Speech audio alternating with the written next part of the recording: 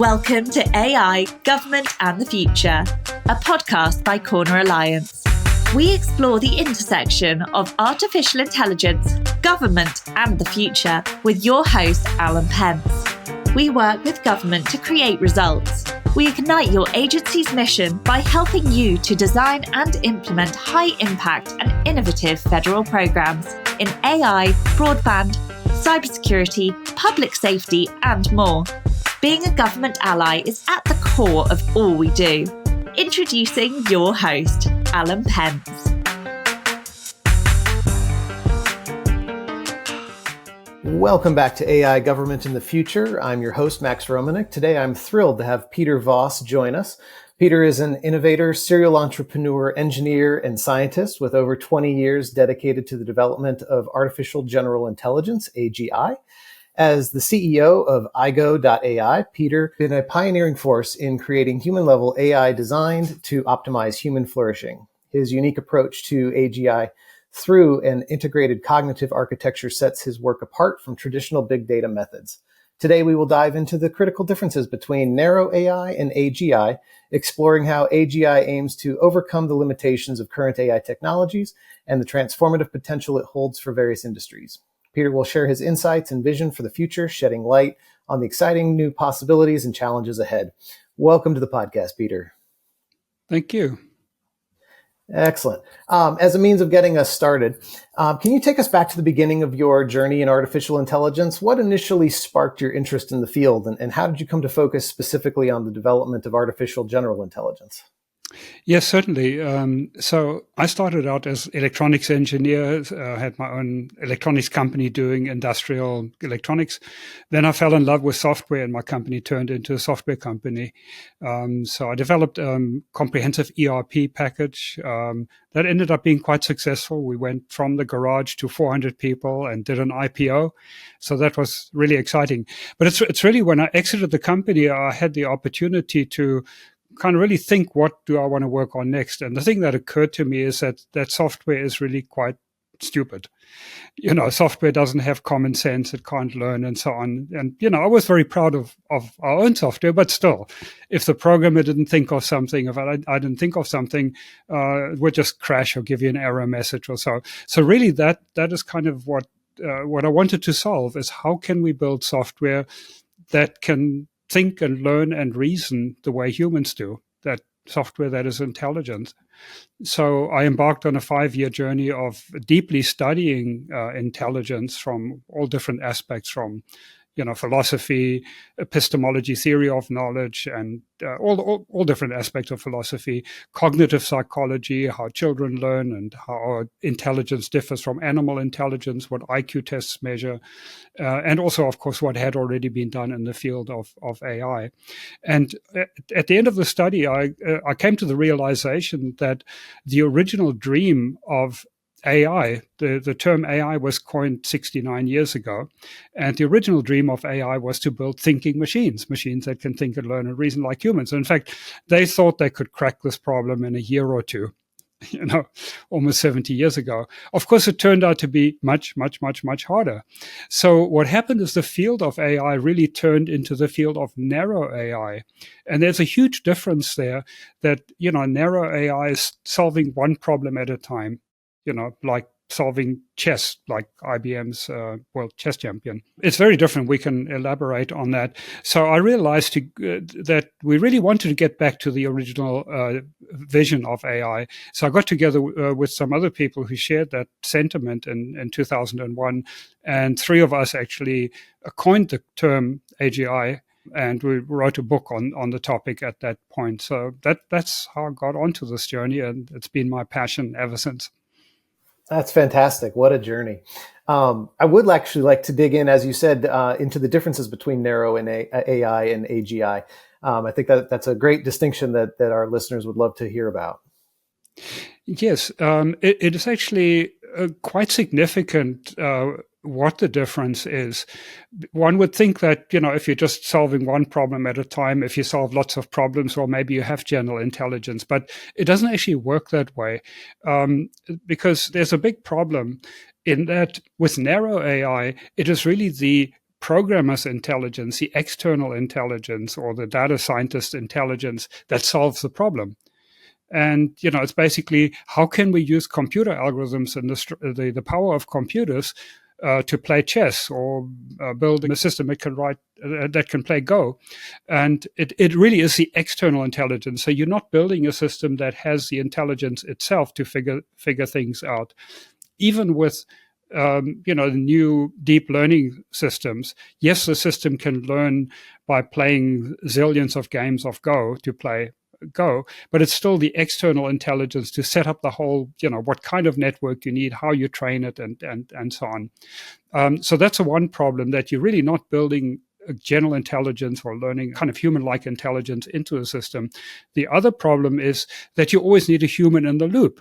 So when the system doesn't perform the way you want it to perform, I mean, let's take chess system. If you change the rules slightly, you have to basically then go in and change the system.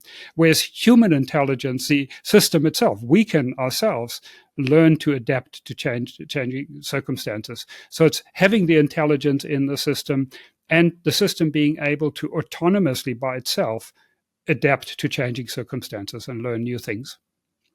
Okay, that's really interesting. Just looking at in terms of like real world applications, how do you see AGI transforming industries that currently rely on narrow AI? I think I really have to talk a little bit more about what AGI entails, because there's, I think, quite a bit of confusion these days. You have people like Sam Altman, who recently said, "Oh, we'll have AGI soon, but it's not going to be such a big deal." Now, that is a gross distortion of what AGI is. Other people say, I think quite correctly, AGI is going to be, the invention of AGI is going to be bigger than electricity. AGI truly means having an AI, having a system that can learn, reason like a human, which implies that it can learn to be a cancer researcher, it can learn to be a programmer, it can learn to be an accountant and auditor, and any of these things. And of course, it implies as well that it can be a computer scientist, and it can help to improve its own design. It will be a profound change to humanity, and I believe it will usher in an era of radical abundance and help human flourishing by dramatically reducing the cost of goods and services, and by helping us solve a lot of problems that are too hard for humans to solve right now, like cancer. I mean, when I was a child, it was cancer will be cured in 10 years. That was a long time ago. And it always seems it's a really, really hard problem, as are other diseases. So we need more intelligence to apply to this. If you have one AGI trained up to be a PhD level cancer researcher, you can now make 1 million copies, and you have 1 million PhD level cancer researchers chipping away at the problem. And they can communicate much better than humans, because they don't have egos getting in the way, and they can effectively share information. So it really is not an incremental change from narrow AI. It is a complete game changer in terms of what it is. Narrow AI has to have a human in the loop. The system can only do specifically what it was designed for or trained for. And as soon as things change, or you want to put it into a different situation, the human has to again then retrain the system, or reprogram it, or tweak the prompts, or whatever it may be.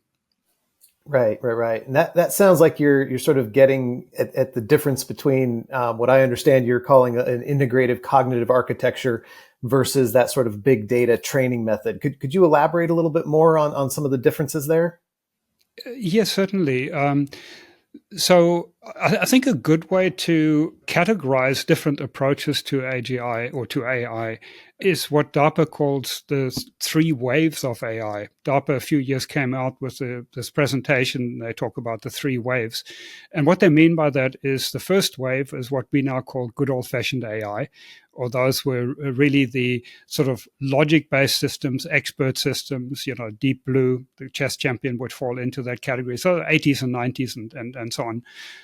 That was the first wave. And of course, it suffered from brittleness, and, had limitations. It could solve a bunch of problems, but really had quite a few limitations. And then the second wave really hit us about 12 years ago, when people figured out how they could use massive amounts of data, massive amounts of computing power to get neural networks to do really interesting things. And then speech recognition, translation, image recognition became just so much better. And that's still the wave we are riding right now, is basically the big data, and now more recently generative AI. But there's still big data statistical. And I mean, by big data, we mean really, really big data, because the current GPT models are trained on 10 trillion pieces of information. I mean, it's a completely mind-boggling number of information. Taking, I believe, the latest one cost $200 million to train. The latest model that just was released.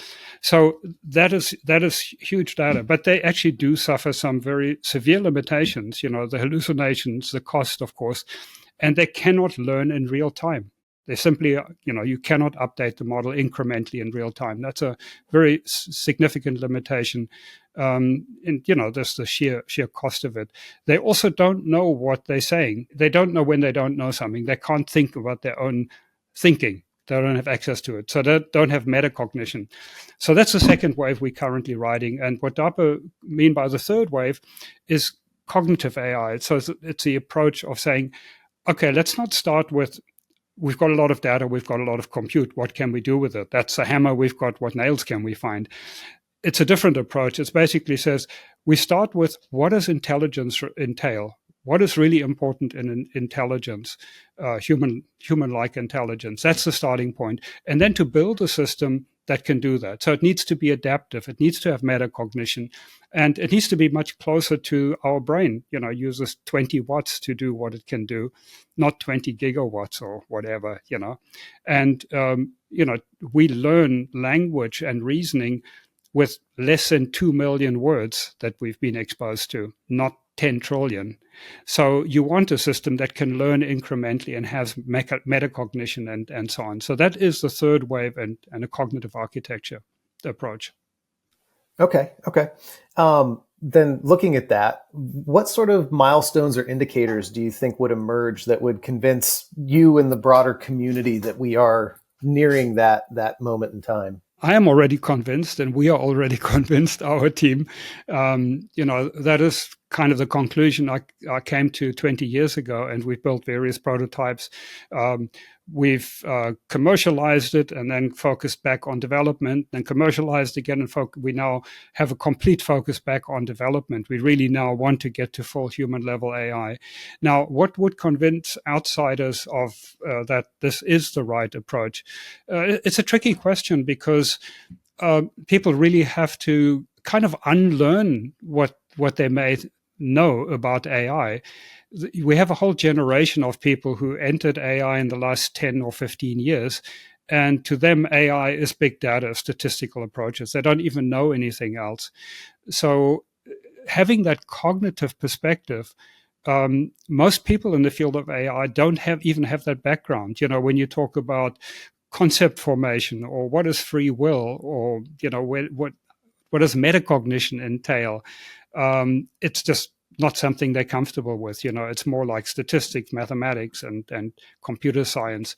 So you really have to understand the theory and say, start with first principles and say, to build an intelligent system, is it not reasonable that you should understand what's important in intelligence? And then you say, well, do we have an architecture that can do that can learn incrementally in real time?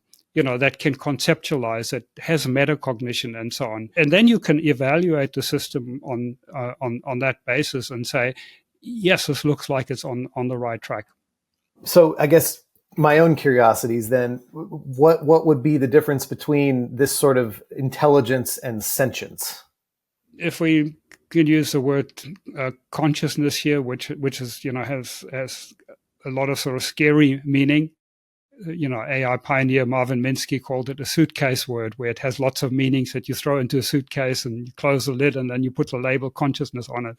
But if we can just kind of separate it out between our experience of consciousness, which they call P consciousness, phenomenal consciousness, which is how we experience it. And that's kind of really weird. How do we describe what it feels like to experience reality, to experience our awareness, our being? That's pretty weird. So if we put that aside and say, what is important from an intelligence point of view of consciousness, and that is self-awareness. Now, once you use the word self-awareness, it's a lot less scary. It's easier to kind of get get a handle on it. Self-awareness basically means you're aware of yourself as an acting in the real world. So if something happens in the real world, did you cause it or did somebody else cause it? And also we are aware of our thought processes, to a certain degree.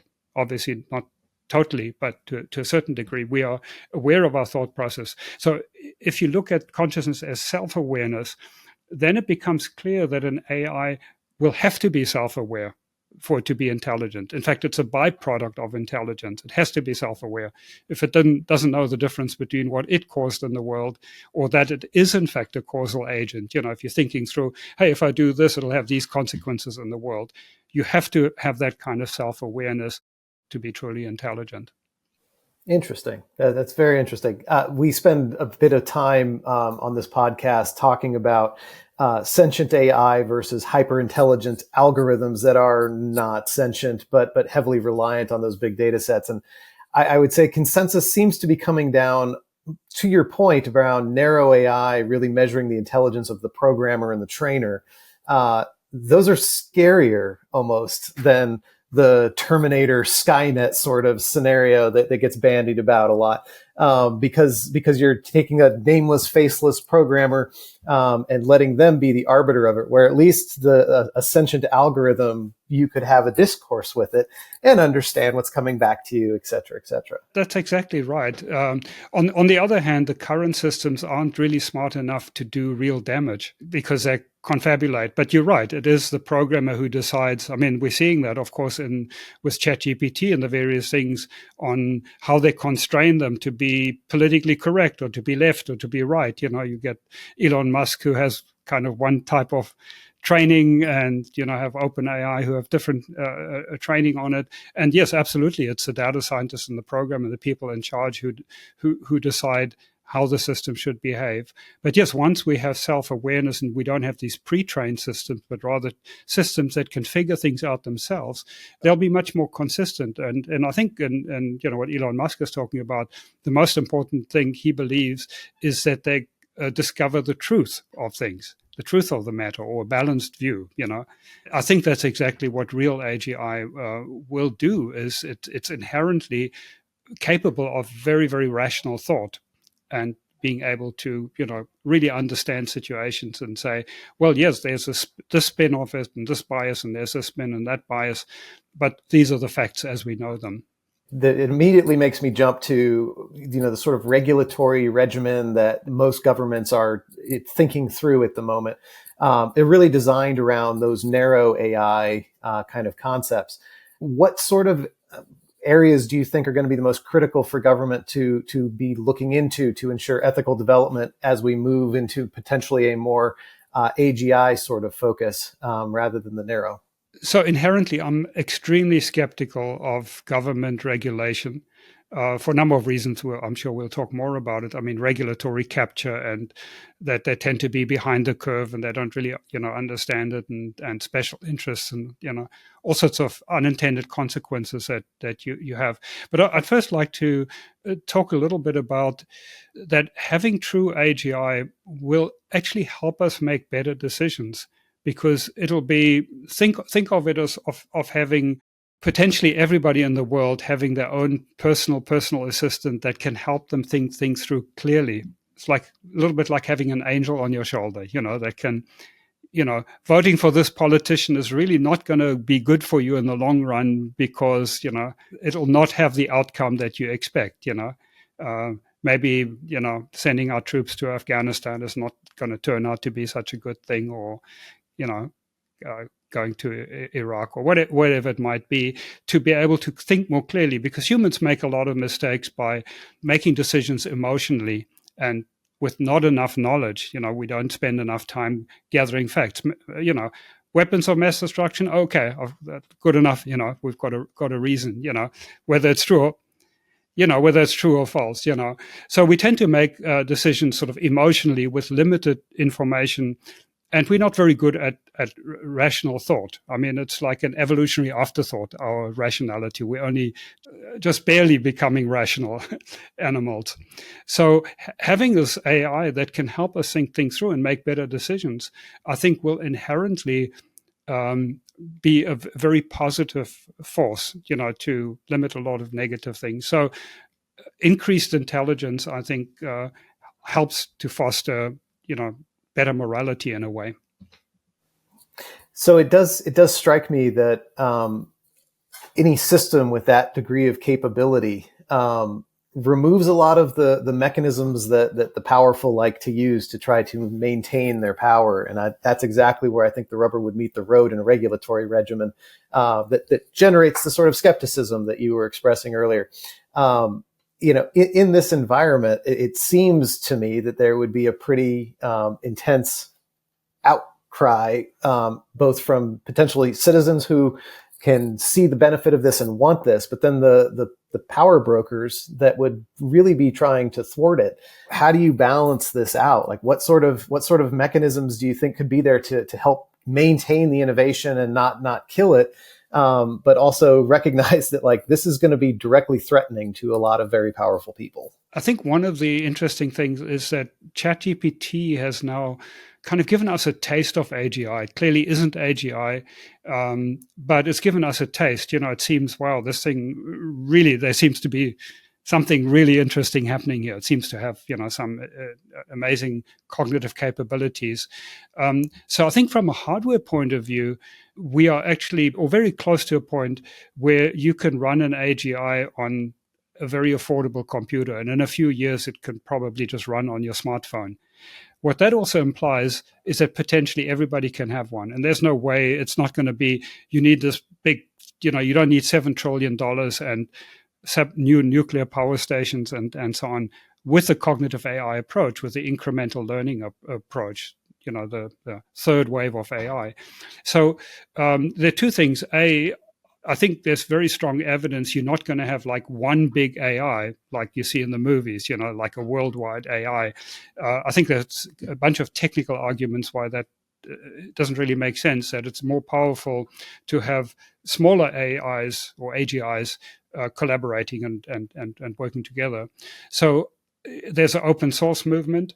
You can't prevent people really. I mean, it's going to be almost impossible to prevent people having their own AGIs if it can run on their personal computer. People also realize that, I mean, Europe is shooting itself in the foot. It looks like California is about to follow by putting draconian rules and liability for AI development, and just means it pushes it out to another part of the world or to another part of the US.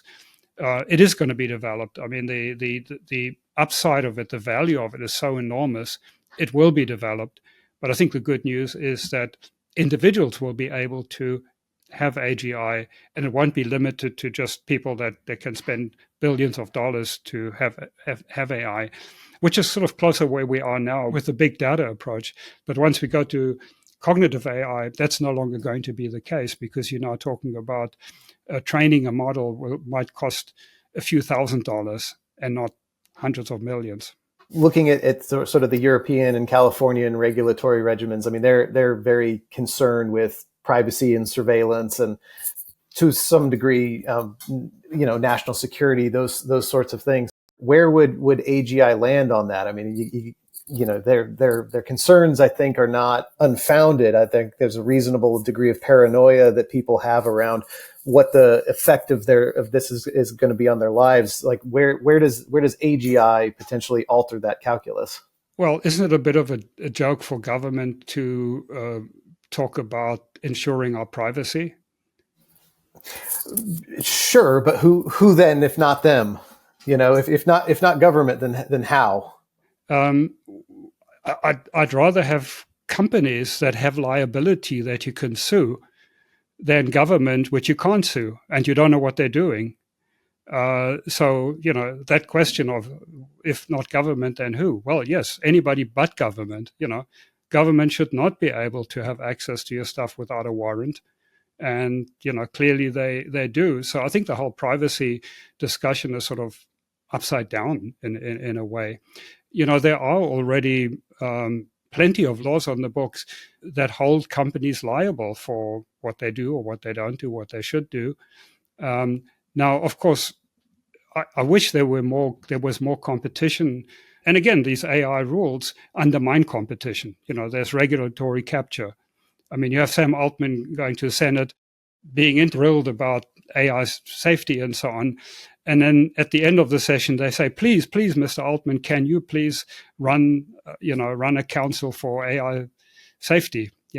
Can you be in charge? I mean, is there a conflict of interest there? Maybe, So not having competition, I think, is really a bad thing. You really want companies to say, and we have a little bit of that where Apple is probably better in that regard, that they probably do care more about your privacy than other companies. So if you can really choose which company you deal with, which company is going to protect your privacy, and if you can run your personal assistant, as we call it, if you can run it on your own device, then that is the best protection of privacy in my mind. I'm very curious and interested in digging into this. This is a podcast that's designed at government and the consultants that help supply that government. And, I hear what you're saying around private sector having a set of protections. My experience of government is that there is no possibility that they're going to let this be turned over completely to the private sector to self-regulate. And that attempts at doing so with other things in the past have not gone terribly well. Government can take on the role of, they can try to incentivize additional research, and certainly there's dollars being spent in the U.S. To try to incentivize some of that research. But then the other mechanisms that they have available to them are transparency, and then some of the control areas where they'll just limit certain behaviors. Do you think there's anything to the transparency side of the house? And if they're going to go that direction, what sort of things would we be wanting them to tell us so that we can make educated choices? In terms of transparency, I mean, the one thing that jumps to mind, which may be a small thing, but I think is quite important, is I do believe that companies should always, and if their product is AI, they should always be clear about what is AI and what is human. Again, there's probably common law already that would protect that. I mean, it's basically misrepresentation. I honestly don't know how the fair use thing, copyright, how that should be handled. It's really tricky. I'm personally more of the mind of having stuff available, making stuff available. I mean, that's sort of my own. Let's move forward as humanity. Let's share information and so on. Obviously, there's some limit to it, but it's a tricky subject. I think intellectual property.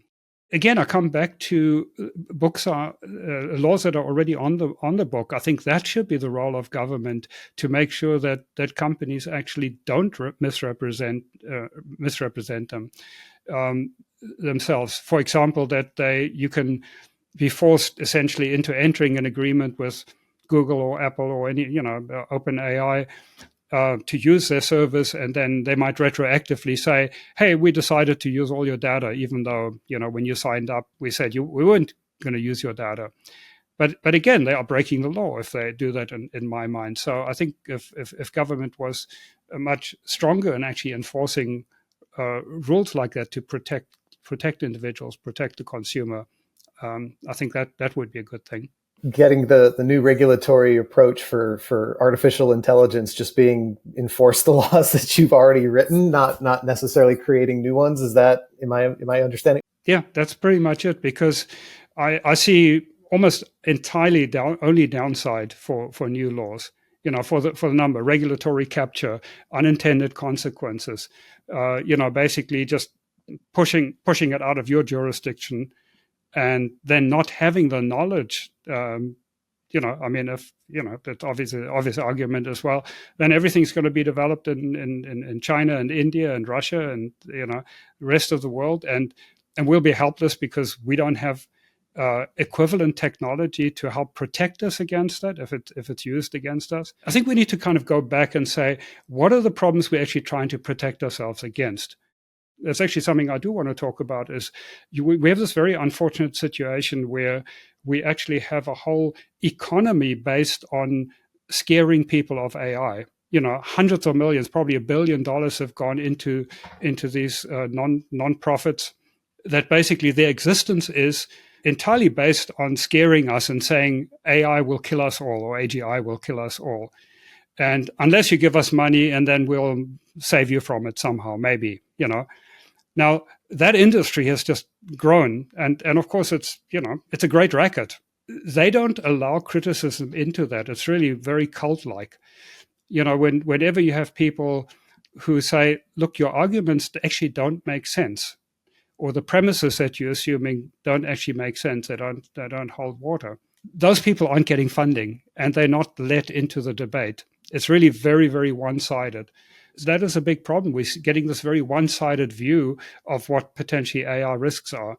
It's very easy to say, privacy, okay, what specifically is the problem that isn't worse than what government's already doing or what we've already been accepting ourselves for decades, being on the internet. So let's be specific of what the dangers are that we're actually talking about. AI taking over the world. Okay, let's talk about that. Killing us all. Privacy. What specifically are we worried about? Intellectual property. As I say, somebody needs to obviously. We somehow need to decide what is acceptable and what isn't acceptable. But the courts, it's already going into the courts to try and decide that. With artists, movie companies suing OpenAI and so on. So, let's see what they come up with and where they draw the line. Yeah, absolutely. And certainly I would say, like privacy is a greater concern with a narrow AI that's being trained on big data, because that's data. It's got to come from somewhere. They've got to train on it. If the AGIs learn differently and doesn't require such a treasure trove of data in order to be brought up to speed, that mitigates some of the privacy concerns there, because you're not needing to go access years and years of specific transactions and conversations people have had so that, you can get there differently. I don't know to what extent that is really happening, though. I mean, that, breaches of privacy. I mean, people will find the odd example here and there, but it's ultimately information that's out on the internet. So I don't even think it's breaches. I think it's terms of service, and people want these things. And the old adage on the internet: if you're not paying for the product, then the product is you. So to me, it's important before you jump into trying to regulate something is to find, well, what are you actually trying to safeguard against? What are you actually trying to prevent? And is that reasonable? And then is the cure going to be worse than the disease? And I certainly appreciate your perspective on the best regulatory regimen out there is enforce the laws that you've already written. And then I think it's a matter of just figuring out which agencies have jurisdiction over which issues that need to be enforced. That is a much more tangible problem that I think government lawmakers would be able to figure out, rather than the amorphous, nebulous, what is the silver bullet that's going to make all of the balancing act work out perfectly for everybody, which is a, fool's errand for sure. As you've pointed out, the one recommendation I would certainly make is let's get to real AGI sooner rather than later, that we don't have this big data, that we actually have systems that can be trained on curated data, on much more accurate data, and the system can actually think through of what makes sense and what doesn't make sense, what is private, what isn't private. And that's actually why we call it a personal assistant, or actually personal assistant, that the idea is that the first personal is you own it. It serves your agenda, not some mega corporations. You pay for it, but it then serves your agenda. And the second personal is that it's hyper personalized to you. It learns interactively. It learns what your preferences are, your history, the people you hang out with, and so on. And the third personal is that you control the privacy issues, of what you want to share with whom. by basically telling the system. So that is my vision, which I think would actually address a lot of the concerns for people to have these personal assistants. Right. There's a few movies that seem to operate somewhat hinting at something like that. Like Her and some of those movies that give you a very personal AI, develop a relationship, and people fall in love with that AI, try to have like an actual humanitarian relationship with it. Is that a training mechanism like that? They train by forming a relationship. By interacting with you, yeah. I mean, my own view is that it's hopefully not something that too many people will end up falling in love with. Hopefully they'll find other humans, But certainly that AI, that personal AI, can be a very, very good psychologist and help you to get through things. Will probably tell you, hey, get out there and meet some people. Get out to the real world. Don't spend all your time with me.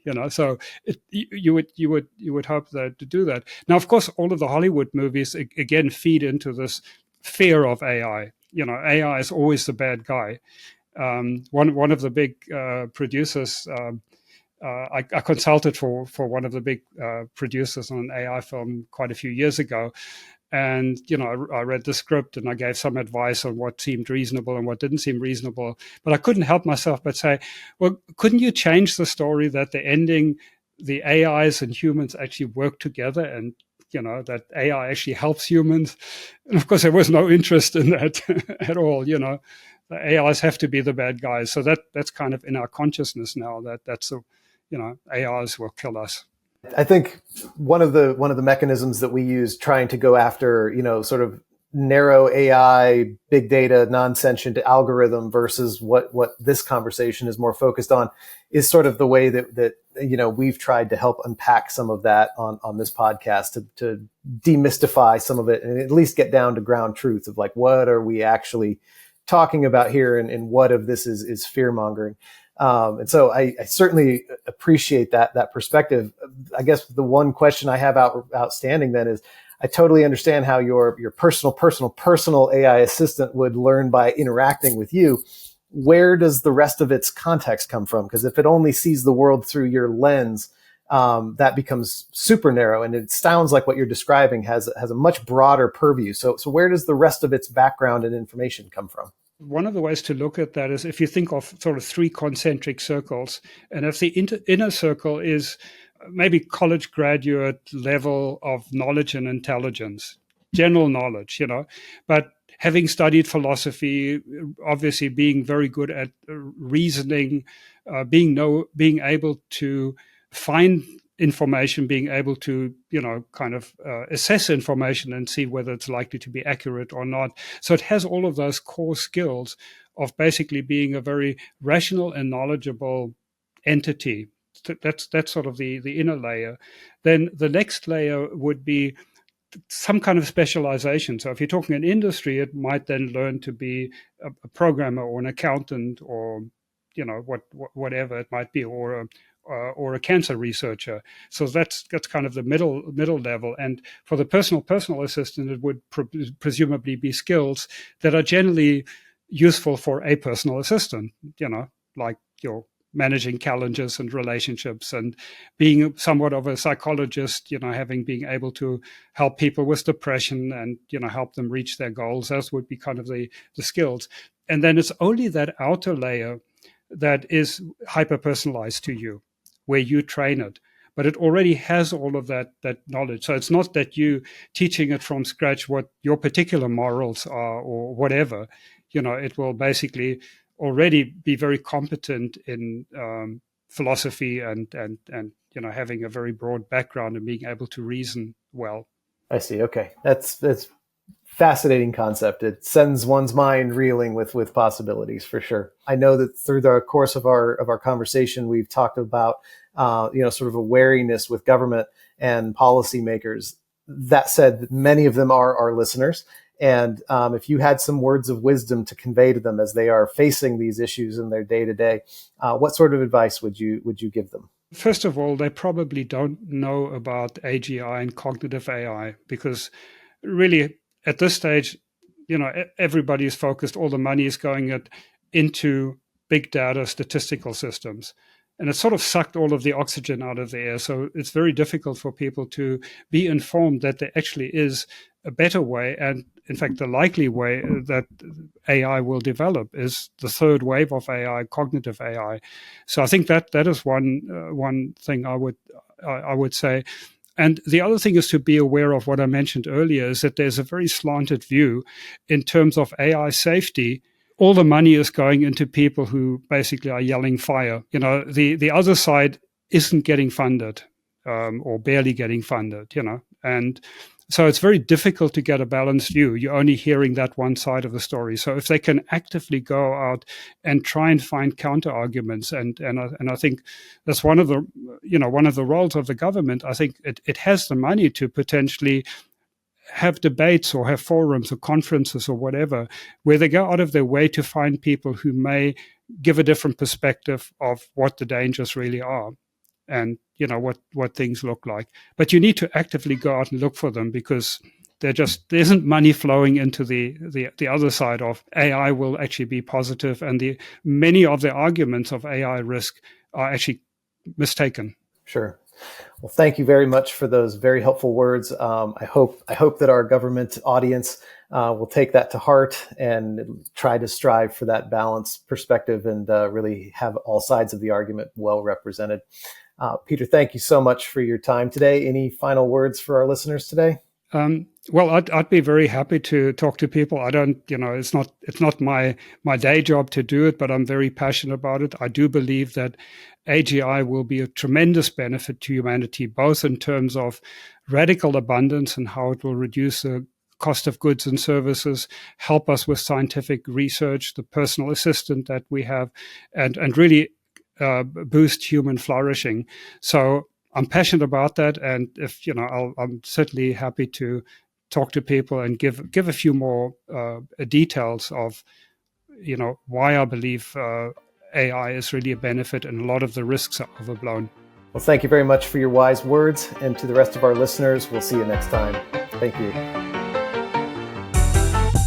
AI, Government and the Future is brought to you by Corner Alliance. To find out more about Corner Alliance and how we work with government to create results, visit our website at corneralliance.com. And then make sure to search for AI Government Future in Apple Podcasts, Spotify and Google Podcasts, or anywhere else podcasts are found. And click subscribe so you don't miss any future episodes. On behalf of the team here at Corner Alliance, thanks for listening.